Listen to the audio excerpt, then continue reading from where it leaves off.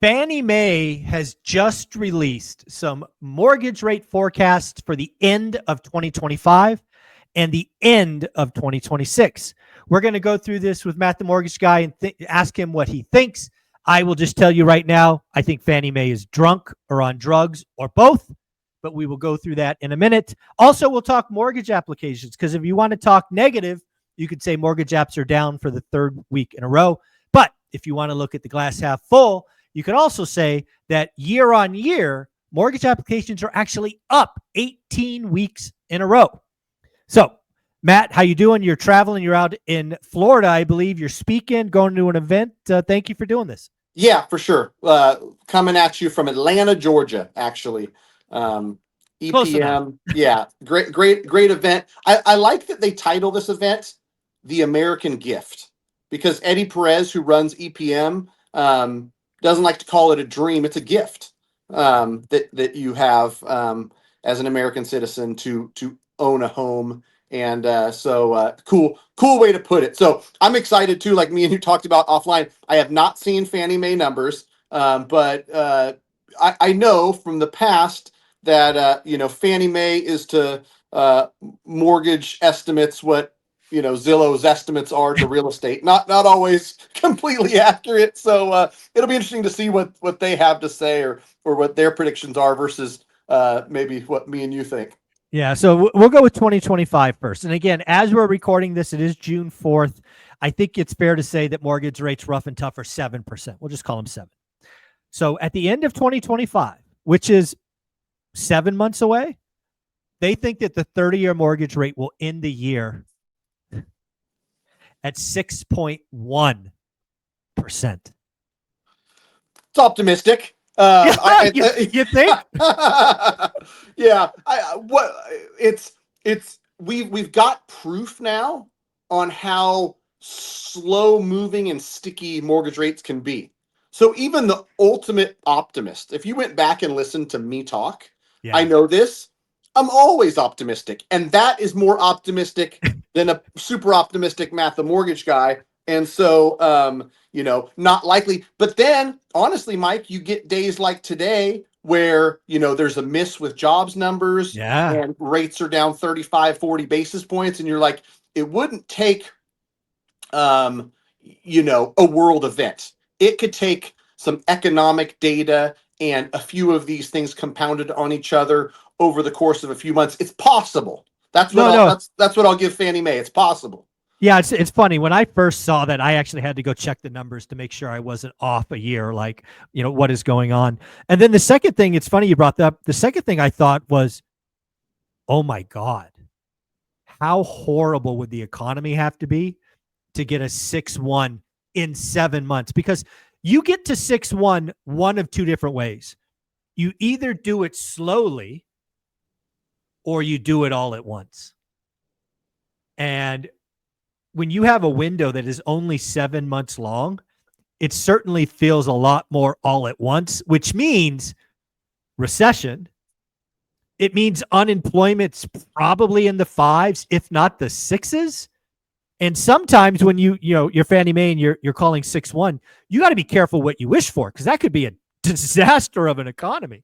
Yeah, and you know what I always think about when you see numbers like we saw today, 35 or 37,000 job creations, is that it's wild how they've been tracking this stuff for decades, and it still seems to lag so much. If we go back a few months, everything's great, sales are great, unemployment great, and guys like me and you, even me who's only halfway paying attention are like, is it really that great? It doesn't feel that great. The conversations aren't that great. And so, it's no surprise. And so I think how, I look at it in regards to mortgage rates is, a lot of this stuff that seems to have already kind of transpired in the market just gets revealed over the next few months based on how they track it. And then we see a decline in mortgage interest rates. So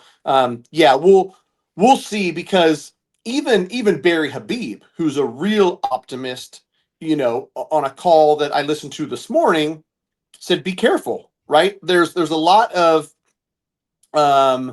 room to if you look at the 10-year treasury between where we're currently at and call it 4.6 Yep. for the 10-year. And so let's not get too excited and let's not get too willy-nilly about just expecting mortgage rates to continue to drop over the coming weeks and months. And so when he's saying that, and when you've got Mr. Optimistic Matt, the mortgage guy, a little bit cautious, you know that it's sticky and higher for longer, for Yeah. sure. Yeah. Well, let's get into 2026. I actually will admit that 2026 seems to me, again, to be more possible than their 2025 call, X, a horrible economy. But their call for 2026 is actually 5.8% by the end of the year. That's 18 months away, rough and tough, maybe 19 months away. But they're talking mortgage rates in the fives, right? If the average, help me out here, you're in the business. So if the average mortgage rate's 5.8, that means with points, somebody could probably get in the fours. Probably, yeah. It might get expensive, but it's about 1% lower than we are now. Today's says 687 or something, and I know from looking at it again, a million different scenarios we can look at. We can look at conventional versus FHA or VA, and we can look at 10% down or 40% down. And so it's a pretty big spread, but for conventional, which again, these Fannie projections are conventional, you can for rough math, probably take a 0.5% off of all these numbers for a government loan, for an FHA or VA loan.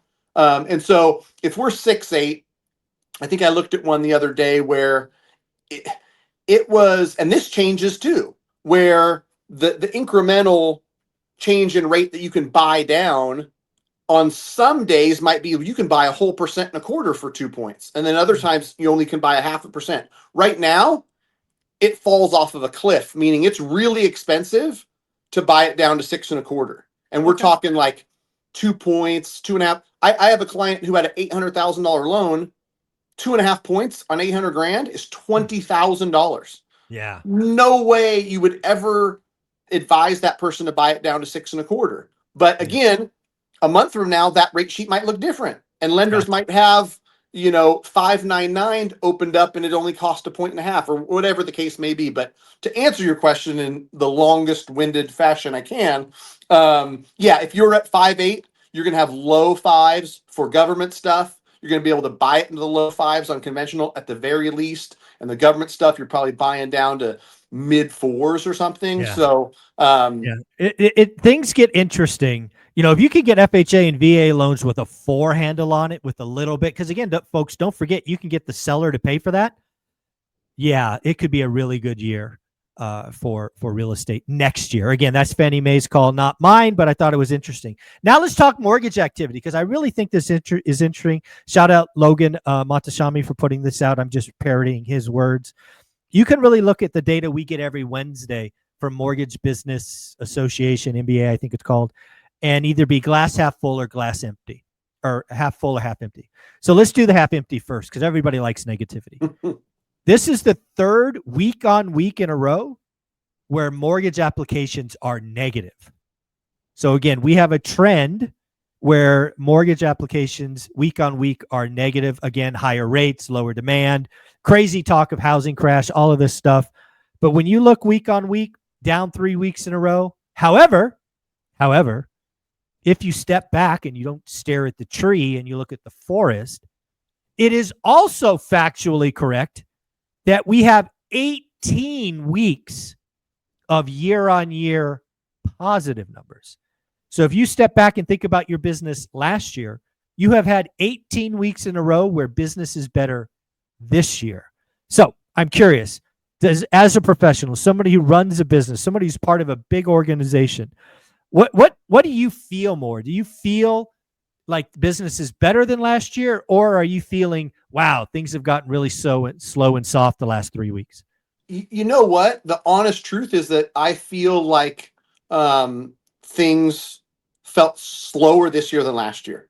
Oh, For whatever reason. But another thing to think about is people forget real quick about seasonality and stuff like that, and they think that the summer buying market, some people might view summer as June, July, and August, but really the busiest times in real estate is April, May.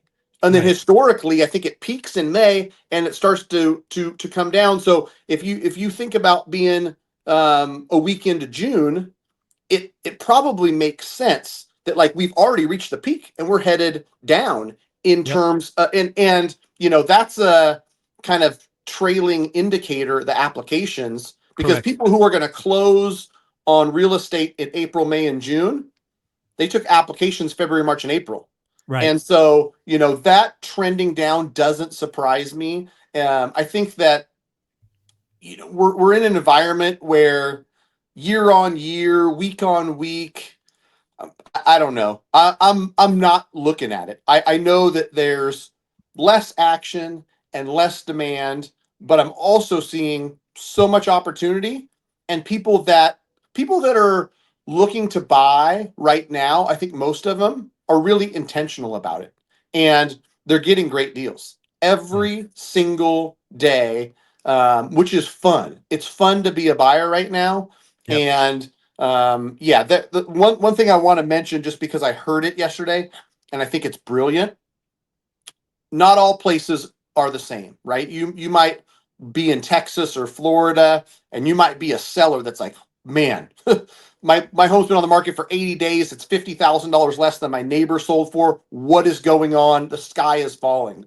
Um, One thing that I think we're going to see more of, and I hope we do because it's smart, is sell it like the builder. If Mm. if if home sellers across any market are having trouble selling at all, they don't have to look any farther than the biggest, smartest builders in the country.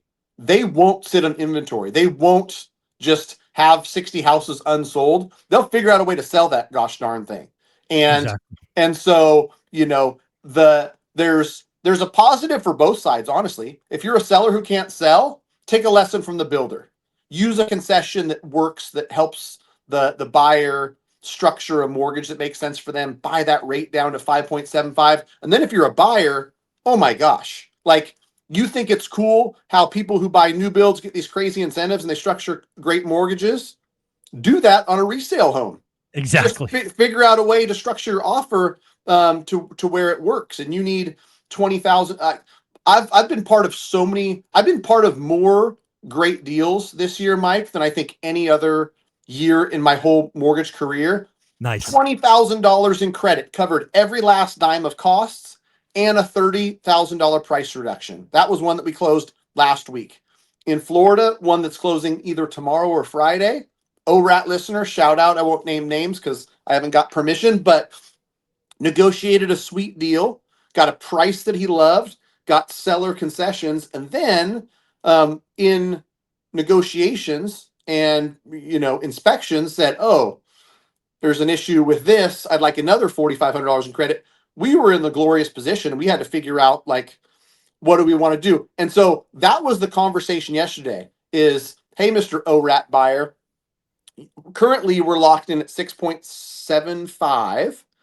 We've got an extra $4,500 in credit that we want to use so we don't lose it. We've already got all your closing costs paid for. He's got a $4,500 earnest money deposit that he put down in this house. And I said, we can go down to 6.5 and you'll still get that full $4,500 back, meaning zero out of pocket, not a dime. But then you're going to leave about $1,200 in seller credit on the table and you're not going to use it all. Or we go to 6.25, that rate costs you a little bit into your refund, so you're only going to get 3,300 of your 4,500 back, but you save $75 a month. And I thought that made sense, so that's what he decided on. It's his loan; he gets to choose. And so we're at a 6.25 30-year fixed. We got a reduction in price. We got every last dime of the closing costs paid for.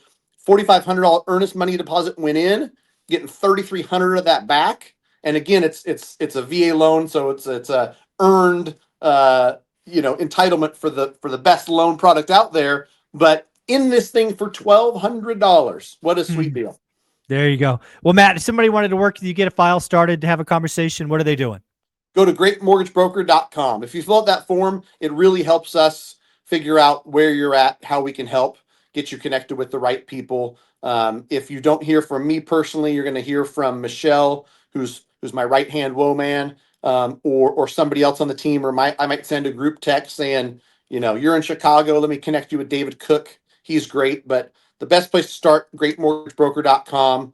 We love to help buyers and consumers, empower you through education. We especially love the ORAT community. And so if we can help you in any way, we can, even if it's just advice. And people know that from me. If I can give you great advice and point you in the right direction on, where to get a land loan or something, I'm happy to. So greatmortgagebroker.com. Thank you, buddy. Appreciate you. Safe Yep. travels. Thanks, Mike.